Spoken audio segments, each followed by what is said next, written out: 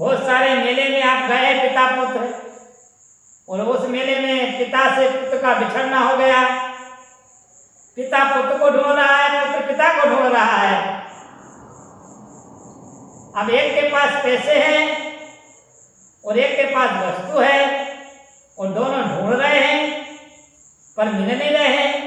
दोनों बहुत चिंतित हैं, सबसे पूछ रहे हैं कि मेरा लड़का देखा है। लड़का पूछ रहा है मेरे पिताजी को देखा है, पिताजी दूसरे लड़के को देखा है। भीड़ में ढूंढ रहे हैं, चिंतित हैं, पर जब मिल जाते दोनों शांत हो जाते हैं, सब समस्या खत्म हो जाती है। इसी प्रकार हम संसार सागर के मेले में अपने पिता को भूल गए, उनको ढूंढ रहे हैं। पिता को नहीं ढूंढ रहा है, हम पिता को ढूंढ रहे हैं। पिता को तो पता ही है। छोटा सा बच्चा जब अपने कहीं भी जाता है तो उसके पिता को पता है कि मेरा बच्चा खेल रहा है, और बच्चे को पता नहीं कि मेरा पिता कहाँ है। इसी प्रकार से हम इस संसार सागर में भूल गए और हम हमारे पिता को ढूंढ रहे हैं, पर हम वस्तु को भी ढूंढ रहे हैं, पिता को भी ढूंढ रहे हैं। तो जीवन में प्रत्येक मनुष्य को शांति चाहिए, पर शांति वो समझता है कि वैभव से मिलती है। वैभव से शांति नहीं है, वैभव से बंधन है। वैभव का नाम बंधन, उसमें शांति नहीं मिलती है। शांति तो कम मिलती है जब परमात्मा का स्मरण होता है, तभी शांति मिलती है। वैभव से शांति मिलती तो सब देव बड़े दुखी नहीं होते। वैभव चिंताजनक है, दुख का मूल है, चिंता का मूल है, रोग का मूल है, आदि व्याधि का मूल है वैभव।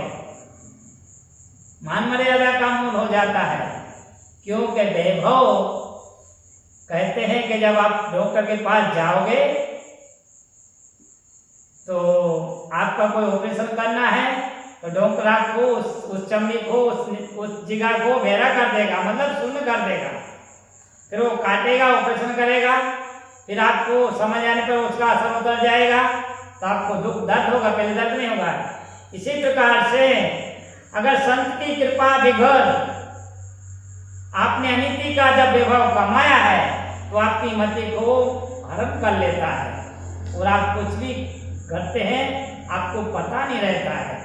जिस प्रकार एक नशा करने वाला व्यक्ति बोलने उठने में चूक जाता है, भान भूल जाता है, इसी प्रकार जब अनिति का पैसा जब अपने घर में आता है, अनिति का वैभव जब संपत्ति आती है, तो इंसान खुद का भान भूल जाता है कि हम क्या बोल रहा हूँ, क्या कर रहा हूँ। क्यों? क्यों? नशे में हो जाता है। किसके नशे में हो जाता है? वैभव मतलब संपत्ति के नशे में। और जब आप कोई संत की कृपा से जब नीति से संपत्ति कमाते हो तो आपको सब याद रहता है, अच्छे कर्म में करते हो, बड़े बड़े यज्ञ करते हो, बड़े बड़े कथाओं करते हो, बड़े बड़े साधु संतों का यज्ञ जब तक भंडारा वगैरह यज्ञ वगैरह दान पुण्य मंदिर मठ सब बनाते हैं। तो क्योंकि वो लक्ष्मी इस तरह से आपने कमाई है, संत के कृपा से पाई है, गुरु के कृपा से पाई है, माता पिता की कृपा से पाई है, अच्छे कर्मों से पाया है। इसलिए आपको वो अच्छे कर्म पे ले जा रहे हैं। तो संपत्ति भी अनेक प्रकार के अनेक रूप धारण करके व्यक्ति के जीवन में आती है, पर अपन को कौन से जीवन कहते हैं कि सोना में कलयुग का वास है, पर सब सोना में नहीं। जो अनिति से कमाया हुआ सोना है उसमें कलयुग का वास है।